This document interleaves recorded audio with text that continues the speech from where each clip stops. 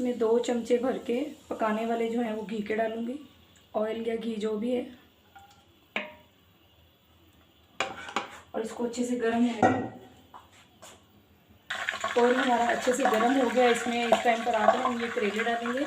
इनको मैं बताना भूल गई थी, मैंने आधा घंटा पहले नमक लगा के रख दिया था, लेकिन अच्छे से इनको मसल के धोना ताकि इनकी कड़वाहट दूर हो जाए। अब इसको हम फ्राई करेंगे। इनको हम ब्राउन होने तक पकाएंगे, लाइट ब्राउन होने तक। करेलों को हमारे फ्राई होते हुए तकरीबन 10 मिनट हो गए, लेकिन ये अभी अच्छे से ब्राउन नहीं हुए क्योंकि मैंने इनको हल्की आंच पे रखा हुआ है ताकि ये जल भी ना जाए, लेकिन अच्छे से फ्राई हो। अभी हम इनको मज़ीद 10 मिनट और फ्राई करेंगे।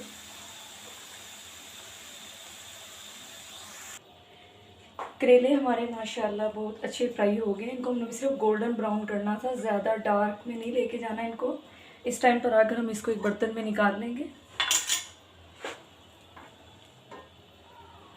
इनको फ्राई होते हुए तकरीबन 20 मिनट लग गए हैं, हल्की आंच पर पकाने की वजह से।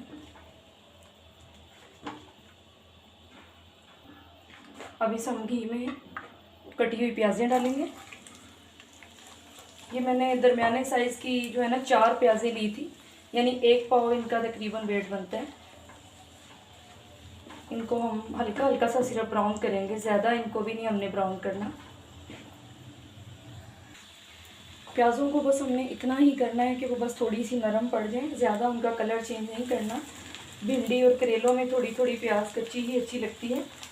इस टाइम पर आकर इसके अंदर हम ये टमाटर ऐड करेंगे। इनके मैंने छिलके रिमूव कर दिए थे। इसको गलाने के लिए अभी हम 2-3 मिनट के लिए इसको रख देते हैं। टमाटरों को भी पकते हुए तकरीबन 3 मिनट हो गए हैं।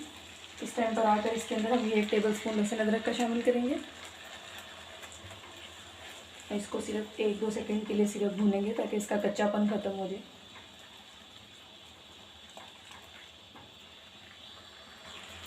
लहसुन अदरक हमारा फ्राई हो गया अच्छे से। अब इसमें हम कुछ मसाले शामिल करेंगे। इसमें मैंने लिया था तकरीबन 1 चम्मच नमक लिया था, 1 चम्मच मैंने सुर्ख पिसी हुई लाल मिर्चें ली थी, और ये मैंने कुटी हुई थोड़ी सी बस 1 चुटकी के बराबर मैंने मिर्चें ली थी सिर्फ टेस्ट के लिए। और ये मैंने 1/4 चम्मच जो है काली मिर्चों का लिया था, 1/2 चम्मच मैंने पिसा हुआ धनिया लिया था, और 1/2 टेबलस्पून ही मैंने हल्दी पाउडर लिया था, और मैंने 1/2 टेबलस्पून जो है ना पिसा हुआ कुटा हुआ गरम मसाला लिया था। ये हम सारा शामिल कर देंगे इसमें। और ये हरी मिर्चें जो मैंने 7-8 ली थी बारीक कटिंग की हुई थी, ये भी शामिल करेंगे। उसमें 2 से 3 चम्मच सिर्फ पानी डालेंगे जिसमें ये सिर्फ मसाला अच्छे से भून जाए। इसको हम मज़ीद 5 मिनट पका लेंगे।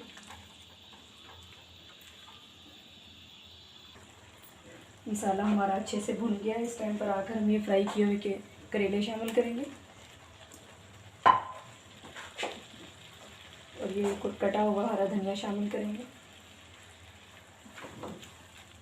और इसको 1 सेकंड 2 सेकंड के लिए सिर्फ जो है ना दम पे रख देंगे हम, ताकि ये जो मसाला है ना ये भी करेलों के अंदर जज़ब हो जाए।